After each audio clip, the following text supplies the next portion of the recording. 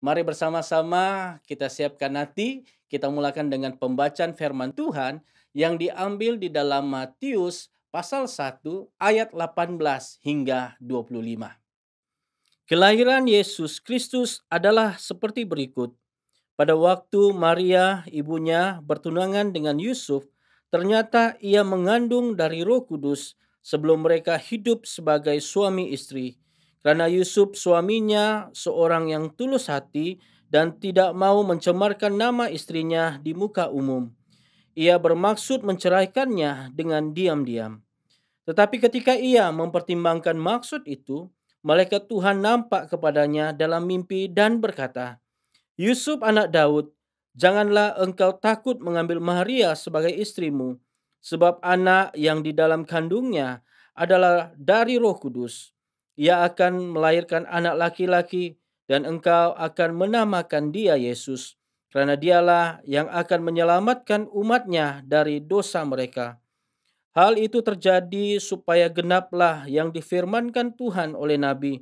Sesungguhnya anak darah itu akan mengandung dan melahirkan seorang anak laki-laki, dan mereka akan menamakan dia Immanuel, yang berarti Allah beserta kita.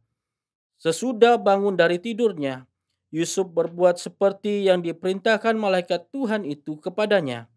Ia mengambil Maria sebagai istrinya, tetapi tidak bersetubuh dengan dia sampai ia melahirkan anaknya laki-laki, dan Yusuf menamakan dia Yesus. Demikianlah firman Tuhan. Syukur kepada Allah. Bapa di sorga, terima kasih Tuhan.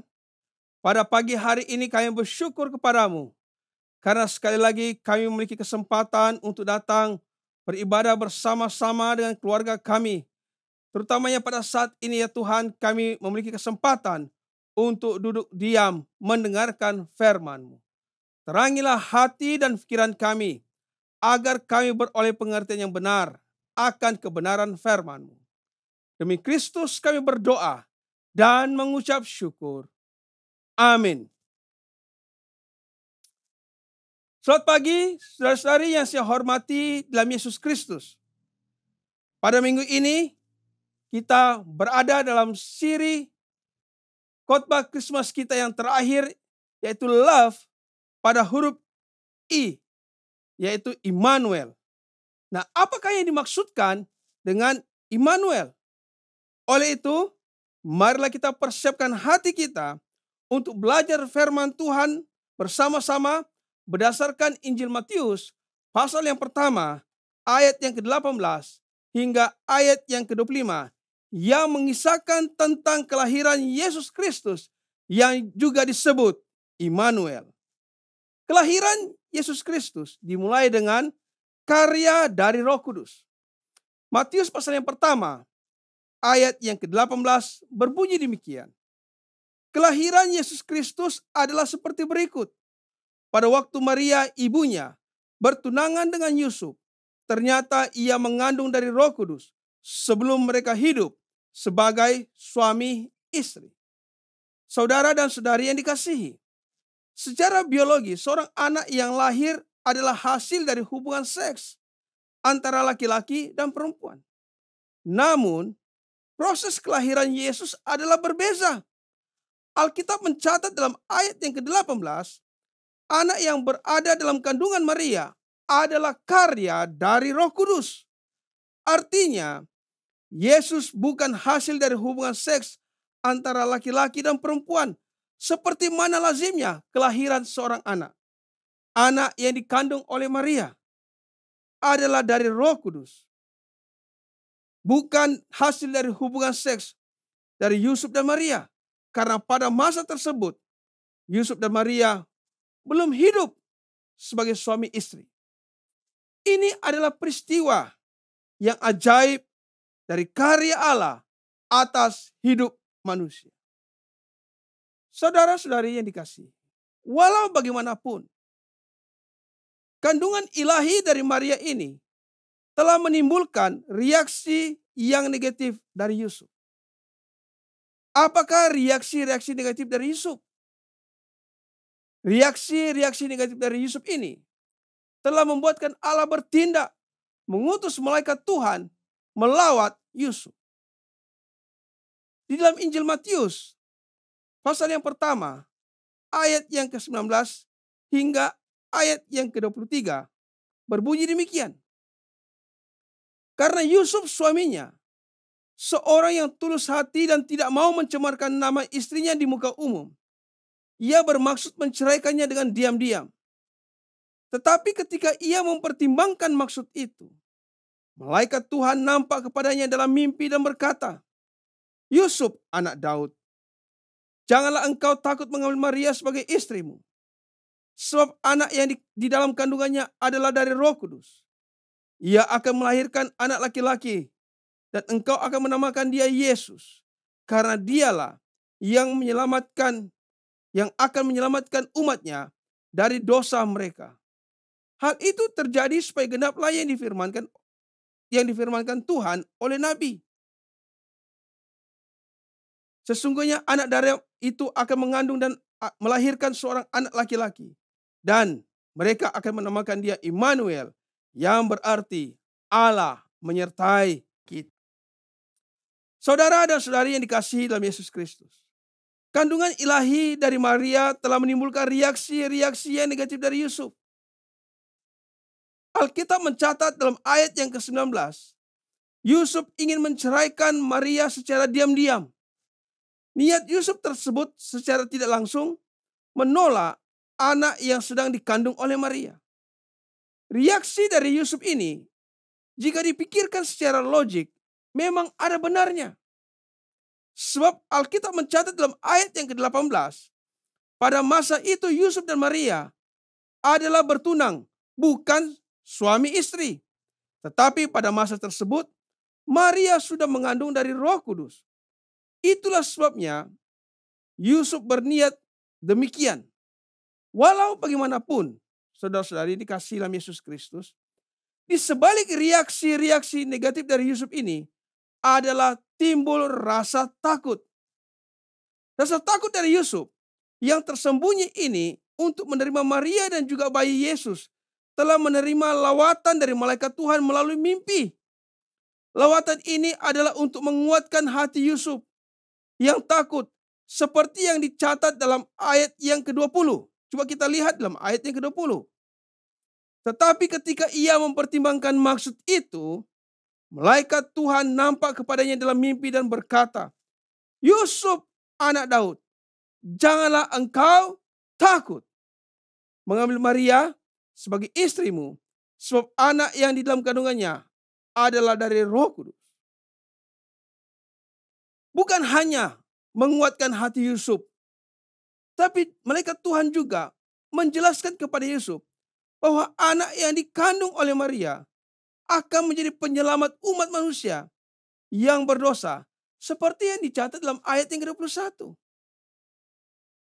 Malaikat Tuhan tidak hanya menguatkan hati Yusuf yang takut untuk menerima Maria dan anak yang dikandungnya, tetapi juga meneguhkan kekuatan yang diberikan kepada Yusuf. Dan apakah peneguhan itu? Saudara-saudari ini hormati dalam Yesus Kristus. Peneguhan yang diberikan oleh malaikat Tuhan dijelaskan dalam ayat yang ke-22 dan 23. Coba kita baca bersama-sama terlebih dahulu. Ayat 22. Hal itu terjadi supaya genaplah yang difirmankan Tuhan oleh Nabi.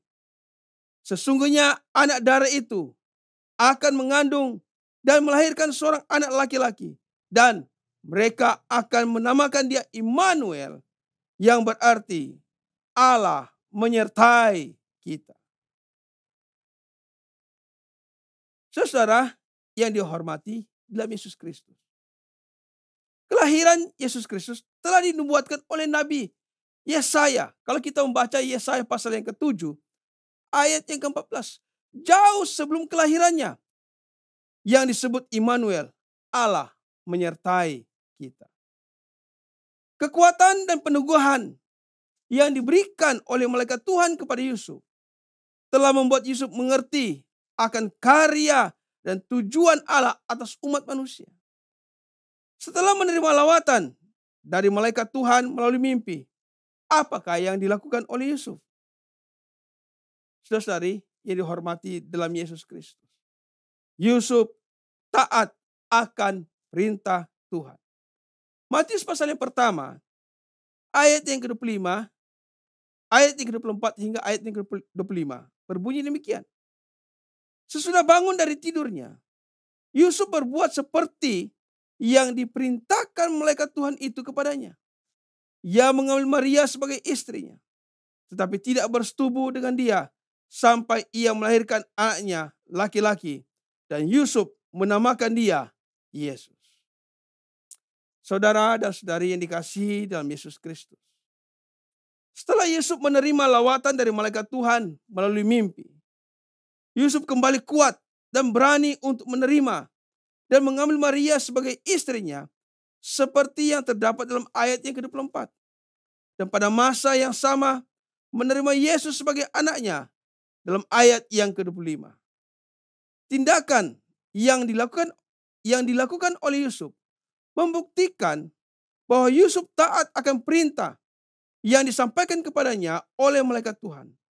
Jadi, Yusuf tidak hanya dikuatkan dan berani dalam menghadapi isu dalam keluarganya, tetapi juga Yusuf taat akan perintah yang disampaikan kepadanya sampai anaknya yang dikandung oleh Maria lahir, dan Yusuf menamakan dia Yesus. Saudara yang dikasihi di dalam Yesus Kristus. Matius pasal 1 ayat 18 hingga ayat yang ke-5 menyatakan kepada kita mengenai pergumulan-pergumulan yang berlaku dalam keluarga Yusuf dan Maria. Pada bahagian ini, saudara yang dihormati di dalam Yesus Kristus, kita melihat bahwa watak Yusuf lebih menonjol berbanding Maria. Pergumulan-pergumulan yang dialami, terutamanya Yusuf, adalah pergumulan-pergumulan yang sama dalam kehidupan kita, baik secara jasmani maupun rohani. Pergumulan jasmani yang dialami oleh Yusuf adalah Maria yang merupakan tunangnya telah mengandung sebelum mereka berkawin. Hal ini membuatkan Yusuf membuat pertimbangan untuk menceraikan Maria secara diam-diam karena takut. Pergumulan rohani pula adalah secara tidak langsung Yusuf menolak Yesus karena berniat menceraikan Maria. Hal ini disebabkan timbul rasa takut dalam hati Yusuf. Walau bagaimanapun, saudari yang dikasihi dalam Yesus Kristus, Allah tidak berdiam diri. Demi karya dan tujuannya untuk menyelamatkan umat manusia dari dosa, Allah mengutus malaikatnya kepada Yusuf dalam mimpi dan menjelaskan kepadanya akan maksud dan rencana Allah yang besar atas umat manusia. Dan akhirnya Yusuf taat akan perintah yang disampaikan kepadanya. Saudara dan saudari yang dikasihi dalam Yesus Kristus. Apakah pergumulan yang kita alami saat ini?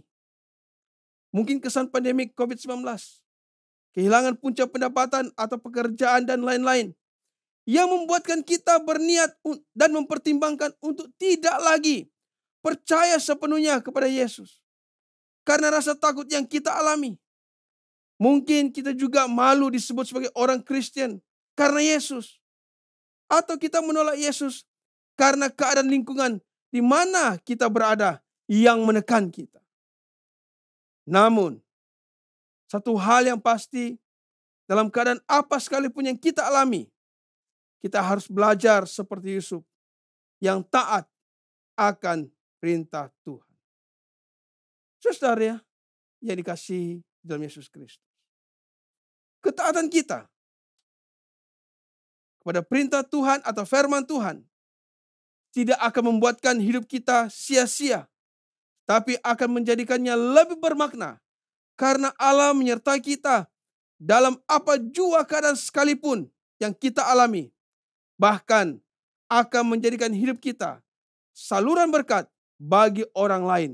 Karena dialah Immanuel, Allah yang menyertai kita semua. Amin. Mari kita tunduk kepala, kita berdoa. Bapa di sorga, terima kasih Tuhan untuk firman-Mu yang sudah kami dengarkan bersama-sama. Engkaulah Allah yang menyertai kami.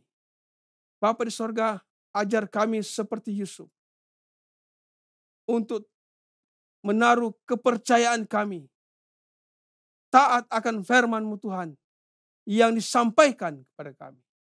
Meskipun berada di tengah-tengah pergumulan-pergumulan yang berat, namun kami tetap percaya kepada Engkau, melihat kepada Engkau ya Tuhan. Seperti mana Yusuf taat akan firman-Mu ya Bapa di sorga. Terima kasih Tuhan Yesus. Kiranya firman-Mu Tuhan memberkati kami pada pagi hari ini. Demi Kristus kami berdoa dan mengucap syukur. Amin.